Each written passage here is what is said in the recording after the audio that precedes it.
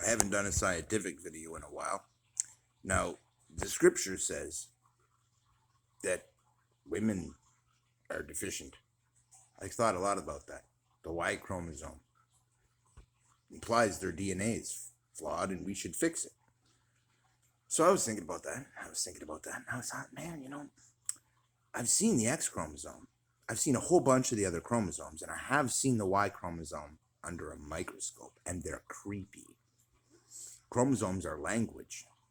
X, Y, letters, right? I mean, they really are an X and a Y, and they really are letters, and there's more.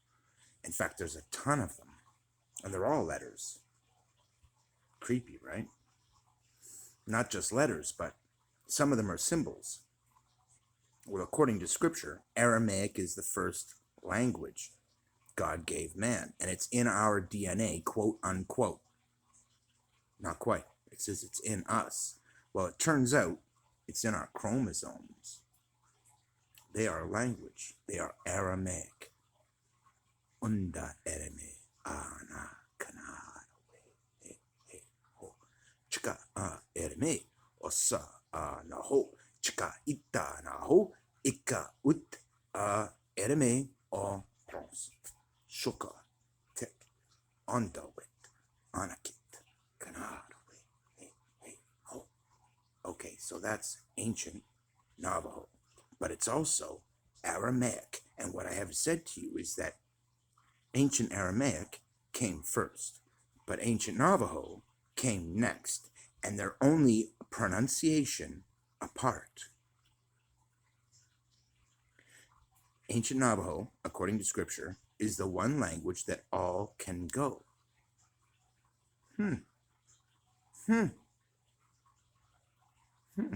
Okay, so it says that the DNA is flawed.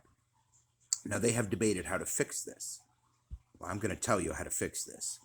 We have enough archaeology to know what an Aramaic Y should look like. Now, the problem is an Aramaic Y is kind of unique. Aramaic is part art. It's like, imagine you see Chinese drawn and you notice the characters are artistic. Imagine it's like that, only it's unique to each individual. So I'll make a Y the Aramaic way. It will be artistic. I'll put art into it that I envision. But it'll be a Y.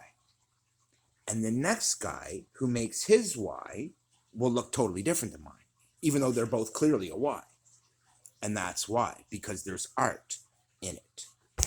Okay, so unlike Chinese, which is static, meaning each individual human being writes the same character for the same word, in Aramaic, that's not the case. In Aramaic, it's much more confusing.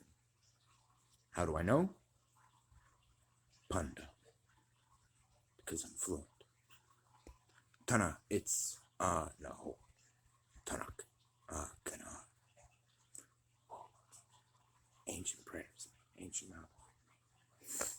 And I studied scripture and history and archaeology and all kinds of stuff over the course of my lifetime. I don't have accreditations in any of those things.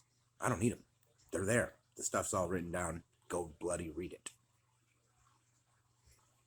I ain't up for debate. I didn't write the history. That's what it says. That's why I go the Aramaic way, because I have Aramaic blood. I'm a Robinson and a Wilhelm. And if you look, those two families are ancient.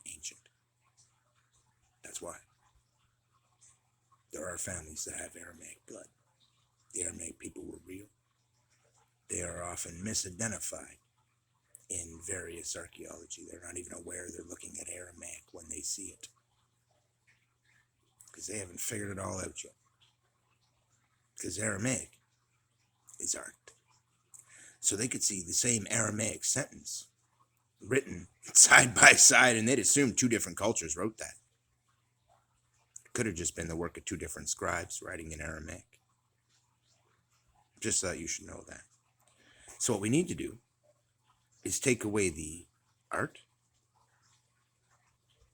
because all of the other chromosomes are the Aramaic letters and symbols, only without the art.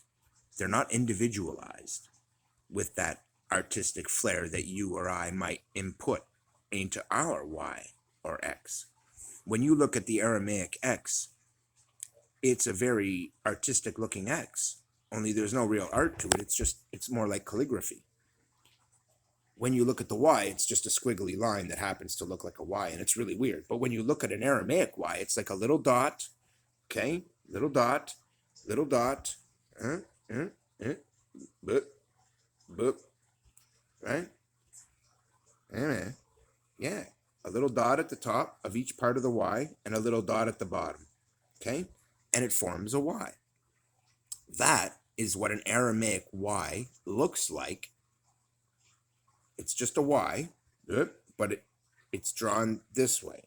So, from my perspective, if I were to draw my Aramaic Y, I would start with a dot, and then draw it down.